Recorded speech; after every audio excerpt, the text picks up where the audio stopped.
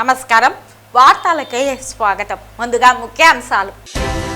వేడుకగా తిరుమల శేషాచల అడవుల్లోని పుణ్యతీర్థాలలో ఒక్కటైన శ్రీరామకృష్ణ తీర్థ ముక్కోటి. ప్రతి ఏటా మాఘమాసంలో పౌర్ణమి నాడు శ్రీరామకృష్ణ తీర్థ ముక్కోటి నిర్వహించడం ఆనవాయితీ. ఇంటికి తాళం వేసి ఉన్న ఇండ్లపై రక్కీ చేసుకుని రాత్రి వేళల్లో ఇంటిలోకి వెళ్లి దొంగతనం చేసే ముగ్గురు దొంగలు అరెస్ట్. సుమారు 25 లక్షల రూపాయల విలువైన 277 గ్రాముల బంగారు ఆభరణాలు, 5 లక్షల విలువ గల ఒక కారు స్వాధీనం. వెల్లడించిన తిరుపతి జిల్లా ఎస్పీ వి హర్షవర్ధన్ రాజు. ఇక వార్తల్లోని వివరాలు. తిరుమల దివ్యక్షేత్రంలో ఫిబ్రవరి 12న బుధవారం శ్రీరామకృష్ణ తీర్థ ముక్కోటి అత్యంత వైభవంగా జరిగింది. పురాణాల పరంగా తిరుమలలో 3,50,00,000 పుణ్యతీర్థాలు ఉన్నాయని చెబుతారు. అయితే ఈ పుణ్యతీర్థాలలో సప్తగిరులలో వెలసి ఉన్న సప్త తీర్థములు ప్రముఖమైనవి. వీటిలో స్వామి పుష్కరిణి తీర్థం, కుమారధార తీర్థం, తుబ్బుర తీర్థం, శ్రీరామకృష్ణ తీర్థం, ఆకాశగంగా తీర్థం, పాప వినాశన తీర్థము, పాండవ తీర్థం అత్యంత ప్రసిద్ధమైనవి. ఈ తీర్థాలలో స్నానం చేసిన భక్తులు ముక్తి మార్గం పొందుతారని పురాణాలు చెబుతున్నాయి. శ్రీరామకృష్ణ తీర్థ ముక్కోటి ప్రతి ఏటా మకర మాసంలో నిర్వహించడం ఆనవాయితీ. ఈ పుణ్యతీర్థం స్వామివారి ఆలయానికి 6 మైళ్ళ దూరంలో ఉంది. పౌర్ణమి నాడు శ్రీరామకృష్ణ తీర్థ పర్వదినంను ఆలయ అర్చకులు అత్యంత శాస్త్రోక్తంగా నిర్వహించారు. స్కంద పురాణం ప్రకారం పూర్వకాలమున శ్రీరామకృష్ణుడు మహర్షి వెంకటాద్రిపై తపస్సు చేసి తాను స్నానమాచరించడానికి ఈ తీర్థాన్ని రూపొందించుకున్నాడని చెబుతుంటారు.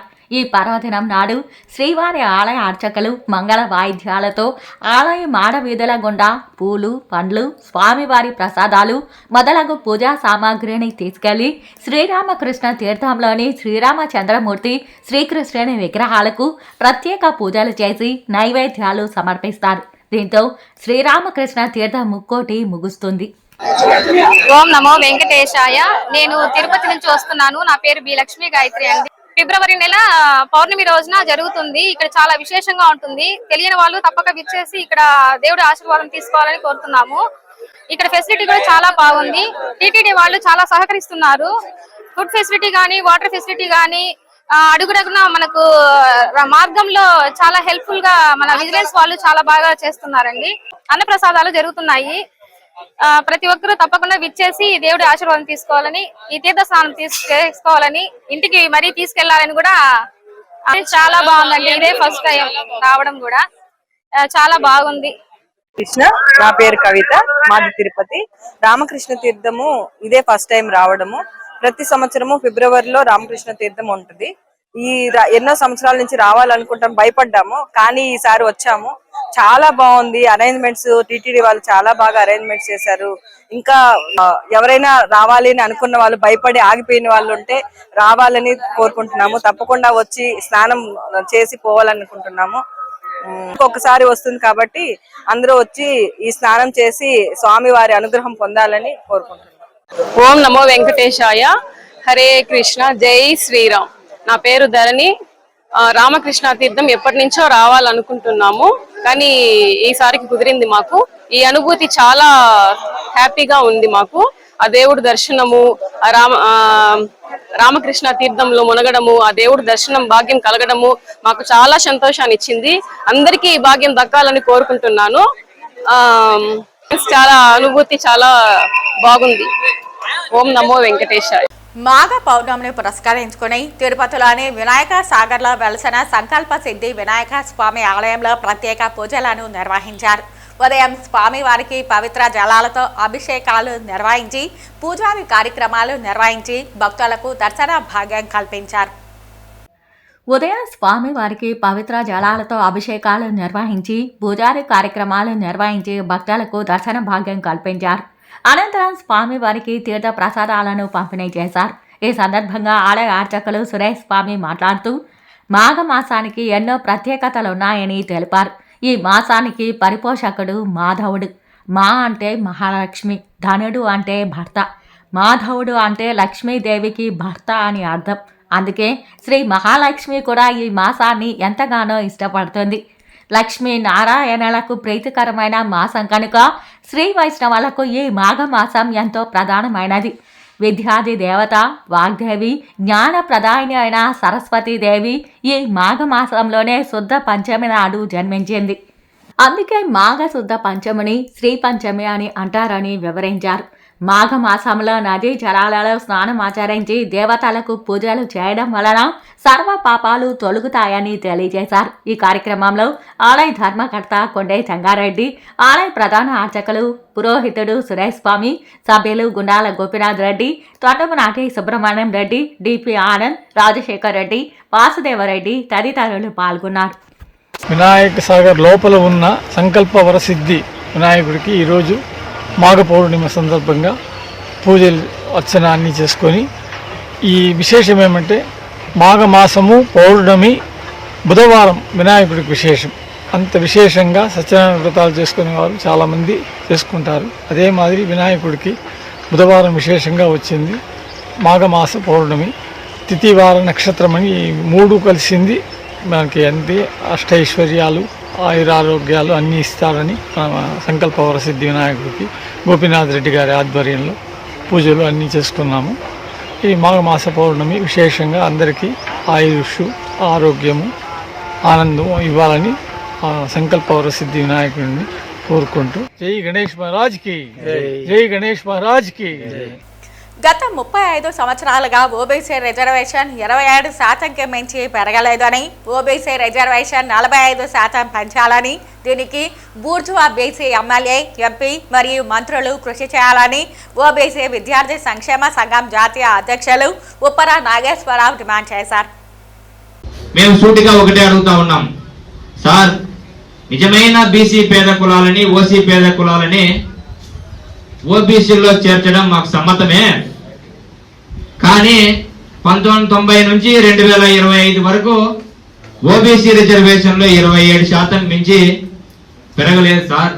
ముందుగా మీరు ఈ ఓబీసీ రిజర్వేషన్ ని 27% నుంచి 47% పెంచమని కేంద్ర హోంశాఖ మంత్రివర్యులకి వినతిపత్రం ఇవ్వండి సార్.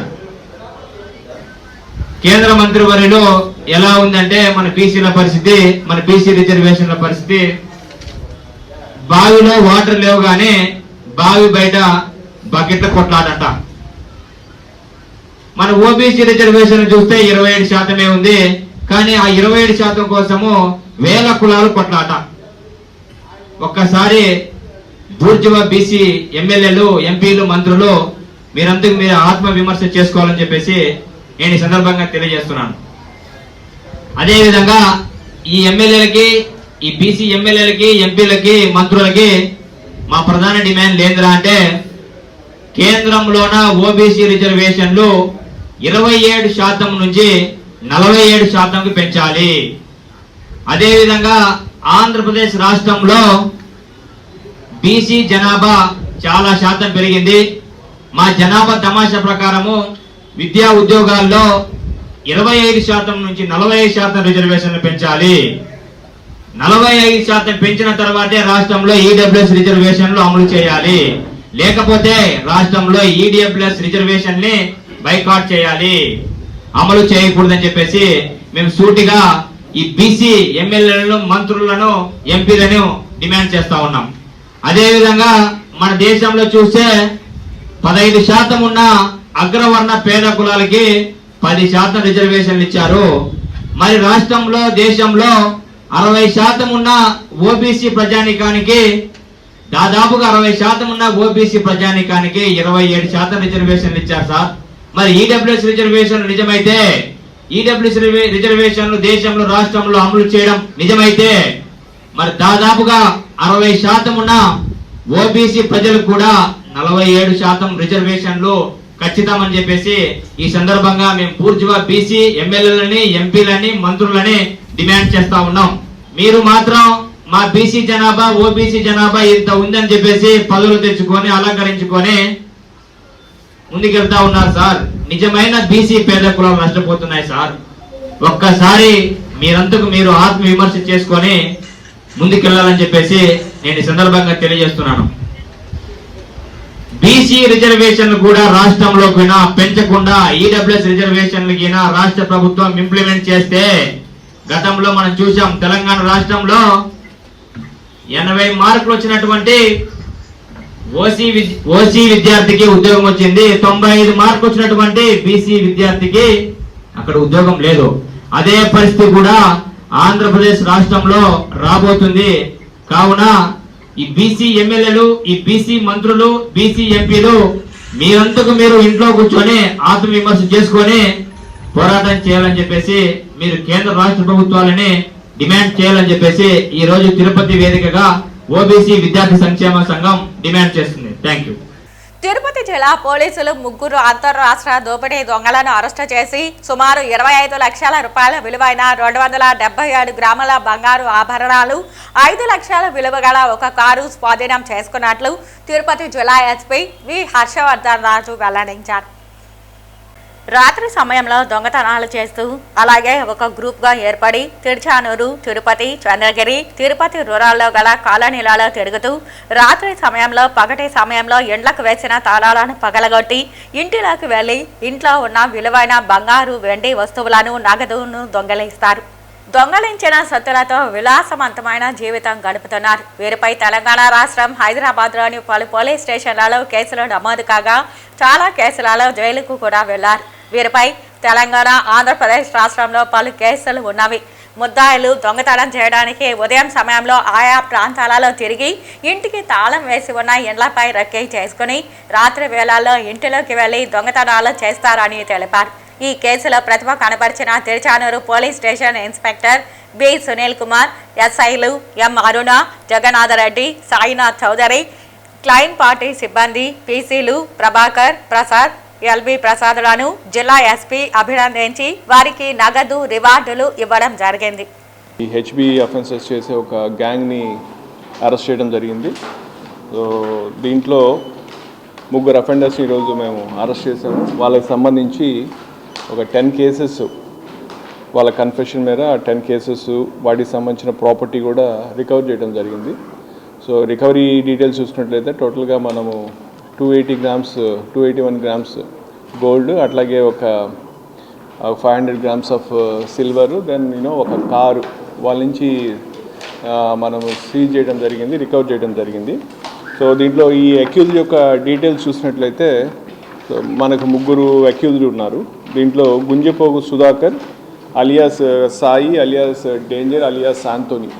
ఇతను మెహదీపట్నం సంబంధించిన వ్యక్తి, తెలంగాణ అతను. ఇతని మీద దరిదాపు ఒక 100 కేసెస్ దాకా ఉన్నాయన్నమాట. అట్లాగే ఇంకొక అతను వచ్చి మనకు పిల్లే శేఖర్ అలియాస్ శేఖర్ యాదవ్. ఇతను కూడా మనకు హైదరాబాద్కి సంబంధించిన వ్యక్తి. ఇతని మీద కూడా దరిదాపు ఒక 165 కేసెస్ ఉన్నాయి. ఇంకా థర్డ్ పర్సన్ వచ్చి గాదులపల్లి శ్రీనివాసులు రెడ్డి. ఇతను ఒక మర్డర్ కేసులో కూడా ముద్దాయిగా ఉండే, ఒక బ్రోతలింగ్ కేసు ఉంది. సో ఈ 3 కూడా మనం అరెస్ట్ చేసి ఇందాక చెప్పిన విధంగా 10 కేసెస్ సంబంధించిన 281 గ్రామ్స్ గోల్డ్, ఒక 1/2 kg సిల్వర్, ఒక కారు వాళ్ళ నుంచి రికవర్ చేయడం జరిగింది అనమాట. సో మన తిరుపతి పోలీస్ లాస్ట్ 1 వీక్లో 2 మేజర్ గ్యాంగ్స్ని మనము పట్టుకోవడం జరిగింది.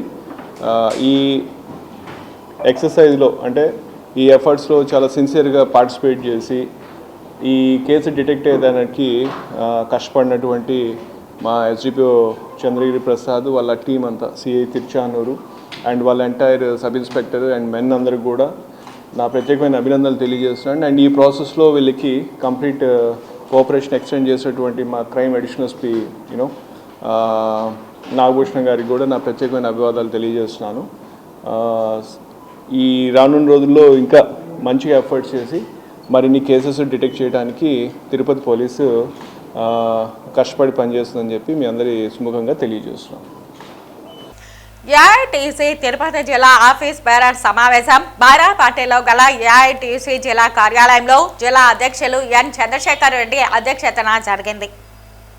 ఈ సమావేశానికి ముఖ్య అతిథులుగా ఏఐటీసీ రాష్ట్ర అధ్యక్షులు రావులపల్లి రవీంద్రనాథ్, జిల్లా నిర్మాణ బాధ్యులు నాగ సుబ్బారెడ్డి హాజరై ప్రసంగించారు. ఈ సందర్భంగా వారు మాట్లాడుతూ కేంద్ర రాష్ట్ర ప్రభుత్వాలు అనుసరిస్తున్న కార్మిక వ్యతిరేక విధానాలపై పెద్ద ఎత్తున ఏఐటీసీ ఆధ్వర్యంలో పోరాటాలకు సిద్ధమవుతున్నామని, అందుకోసం కార్మిక వర్గాన్ని కదిలించాలని, హామీల అమలు కోసం, లేబర్ కోడ్ల రద్దు కోసం, స్కీమ్ వర్కర్లపై రాజకీయ వేధింపులకు వ్యతిరేకంగా, కూటమి ప్రభుత్వం ఇచ్చిన హామీల అమలు కోసం, ప్రైవేటీకరణకు వ్యతిరేకంగా, పెద్ద ఎత్తున పోరాటాలకు సిద్ధం కావాలని, అలాగే కూటమి ప్రభుత్వం ఆఫ్కాస్ రద్దు కోసం ప్రభుత్వం చేస్తున్న ప్రయత్నాలను ఆదిలోనే అడ్డుకోవడానికి ఆందోళనలకు సిద్ధపడాలని వారు అన్నారు. అలాగే స్థానికంగా ఉన్న సమస్యలను ఈ సమావేశంలో చర్చించడం జరిగింది. టీటీడీలో పనిచేస్తున్న కాంట్రాక్టు కార్మికులకు కనీస వేతనాల కోసం ఉద్యోగ భద్రత తదితర సమస్యలపై మార్చి నెలలో పెద్ద ఎత్తున పోరాటాలు సాగించాలని, భవన నిర్మాణ కార్మిక సంక్షేమ చట్టం తిరిగి పునరుద్ధరించాలని భవన నిర్మాణ కార్మిక సంఘం జిల్లా మహాసభలు ఈ నెల 23న నిర్వహించాలని తెలిపారు.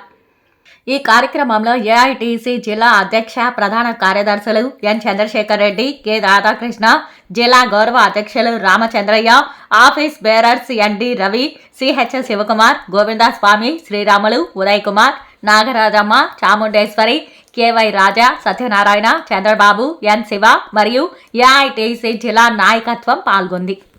ఇప్పుడు రాష్ట్ర ప్రభుత్వం తీసుకున్న నిర్ణయం ప్రకారం కన్నా ఈ ఆఫ్కాస్ను రద్దు చేస్తే ఇప్పుడు ఏమవుతుంది, ప్రతి మున్సిపాలిటీలు 100 మున్సిపాలిటీలు ఉన్నాయి, దాదాపు 20 కార్పొరేషన్లు ఉన్నాయి, ఇంకా పంచాయతీలు ఉన్నాయి. ఆ టెండర్లు అన్నాక అధికార పార్టీ వాళ్ళకే టెండర్లు వస్తాయి. అది జగమెరిగినటువంటి సత్యం. ఆ అధికార పార్టీ వాళ్ళకి ఊరికి ఒక రాజకీయ నిరుద్యోగికి ఉపాధి కల్పించేదానికి ఈ యొక్క ఆఫ్కాస్ను రద్దు చేయడం అనేది ఉపయోగపడుతుంది. అందువల్ల మళ్ళా తిరిగి వాళ్ళందరూ ఆ కాంట్రాక్టర్లందరూ రంగంలోకి వస్తే మున్సిపల్ కార్మికులకు వేతనాలు రావు, తగ్గిస్తారు, పని భద్రత లేదు, అంతా కూడా రాజకీయ కక్ష సాధింపులు అన్నీ కూడా జరుగుతూ ఉన్నాయి. అందువల్ల మేము డిమాండ్ చేస్తున్నటువంటిది ఆఫ్కాస్ని కొనసాగించాలి, రద్దు చేసే ఆలోచన విరమించాలనేటటువంటిది మాది ఒక ప్రధానమైనటువంటిది. ఈ ఆఫ్కాస్లో అన్ని రకాల శానిటేషన్ వర్కర్స్, టీటీడీలో చేసేవాళ్ళు కావచ్చు, పంచాయతీల్లో చేసేవాళ్ళు కావచ్చు, మెడికల్ కాంట్రాక్ట్లో చేసేవాళ్ళు కావచ్చు, శానిటేషన్ అనేది అందరికీ ఒకే రకమైన వృత్తి. అందరూ 8 గంటలు 10 గంటలు పనిచేయాల్సింది. అందువల్ల ఆ శానిటేషన్ చేసే వాళ్ళందరినీ కూడా మరి ఆఫ్కాస్లో చేర్చాలనేది మాది ప్రధానమైనటువంటి డిమాండ్. ఢిల్లీలో తిరుపతి వైఎస్ఆర్సీపీ ఎంపీ డాక్టర్ గురుమూర్తి మీడియా సమావేశం నిర్వహించారు. ఒకవేళ కేసులు అలానే పెట్టి ఇన్వెస్టిగేషన్ జరుగుతుంటే ఎలాంటి ఆధారాలు లేకుండా కేసుల్లో నిజాలు తెలియకునే ఈ దేశ అత్యున్నత స్థానమైనటువంటి పార్లమెంట్లో పదే క్యారెక్టర్ అసాసినేషన్ చేయడం, దీన్ని తీవ్రంగా ఖండిస్తా ఉన్నాం. మేమేమన్నా వైఎస్ఆర్ కాంగ్రెస్ పార్టీకి సంబంధించినటువంటి ఎంపీలను కానీ ఎవరి మీదైనా పర్సనల్గా మేము అటాక్ చేయలేదు. మేము చేయాలంటే చాలా ఉన్నాయి.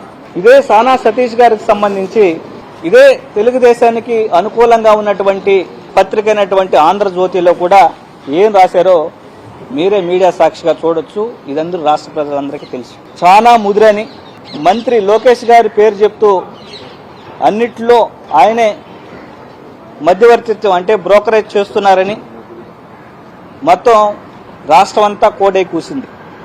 మేమేమైనా దీని గురించి మాట్లాడామా? ఈ దేశానికి సంబంధించి అత్యున్నత ఇన్వెస్టిగేషన్ ఏజెన్సీ అయినటువంటి సిబిఐని కూడా భారతదేశ చరిత్రలో ఎప్పుడూ లేని విధంగా అవినీతి మరకలండించి దాన్ని కూడా భ్రష్టుపట్టించే విధంగా మీరంతా చేసినటువంటి విషయాల్ని మేమేమన్నా సభలో మాట్లాడామా? అలాగే ఏ రోజైనా మేము మాట్లాడామా? ఇదే కాకుండా ఎన్నో కేసుల్లో మీరు ముద్దాయిగా ఉంటూ మిమ్మల్ని అరెస్ట్ చేసి ఎన్ని పెట్టింది. మొదటగా విచారణ చేయాల్సింది దేశానికి సంబంధించినటువంటి ఏజెన్సీలు, అన్ని ఏజెన్సీలు కూడా మొదటగా మా పార్టీ లీడర్ల మీద ఎంక్వైరీ చేసే ముందు మొదటగా మీ మీద ఎంక్వైరీ చేయాలి. మీరు చేసినటువంటి మధ్యవర్తిత్వం, బ్రోకరేజ్ చేసినటువంటి పనుల మీద ఎంక్వైరీ చేయాలి. మీరే ప్రభుత్వానికి కమిషన్ ఏజెంట్ గా పనిచేస్తున్నారని మొత్తం ఈ దేశ ఢిల్లీలో గాని దేశ రాజధాని దగ్గర ఇంటర్నేషనల్ వైడ్ గా మొత్తం ఇది చేస్తున్నాం. ఇవన్నీ మేము మాట్లాడలేదు కదా. అనవసరంగా సభ యొక్క అత్యున్నతంగా ఉన్నటువంటి సభ యొక్క సభ సమయాన్ని వృధా చేయడమే కాకుండా రాష్ట్రానికి మేలు చేకూర్చే ఇది కాకుండా మీరు చేస్తున్నటువంటి పనులు కానీ కంప్లీట్ గా అభివృద్ధి కావాలంటే అందరం కలిసి నిధుల కోసం ఫైట్ చేయాలి. అన్ని రాష్ట్రాల్లో ఎంపీలు చేస్తున్నటువంటి తీరు ఒక లెక్కగా ఉంటే కేవలం ఆంధ్ర రాష్ట్రానికి సంబంధించినటువంటి కూటమి ఎంపీలు చేస్తున్న తీరు వ్యతిరేకంగా ఉంది. కాబట్టి మీరు మధ్యత్వం, మీరు బ్రోకరేజ్ చేసే పనులు ఏదైనా ఉంటే సపరేట్ గా పెట్టుకోండి. కానీ అనవసరంగా వైఎస్ఆర్ కాంగ్రెస్ పార్టీ ఎంపీల మీద, నాయకుల మీద, అలాగే మా అధినేత మీద మీరు అవాకులు చవాకులు పెడితే ఖచ్చితంగా మేము కూడా పర్సనల్ అటాకే చేయాల్సి వస్తుంది. దయచేసి మీరు ఇలాంటి దీనికి కాకుండా రాష్ట్ర అభివృద్ధి మీద దృష్టి పెట్టండి. ఎంతసేపు అయినా వైఎస్ఆర్ కాంగ్రెస్ పార్టీలో కీలకంగా వ్యవహరిస్తున్నటువంటి మిథున్ రెడ్డి గారి మీద టార్గెట్ చేయడం, అలాగే పెద్దిరెడ్డి గారి మీద టార్గెట్ చేయడం, అటవీ భూములని, లిక్కర్ అని, ఇంకోటి అది ఏదైనా ఉంటే ఇన్వెస్టిగేటింగ్ ఏజెన్సీస్ ఉన్నాయి, ఇన్వెస్టిగేట్ చేస్తాయి, నిజాలు తేలుస్తాయి. వాస్తవానికి విరుద్ధంగా మీరు మాట్లాడడం, మీరు చేయడం ఏది కరెక్ట్ కాదు.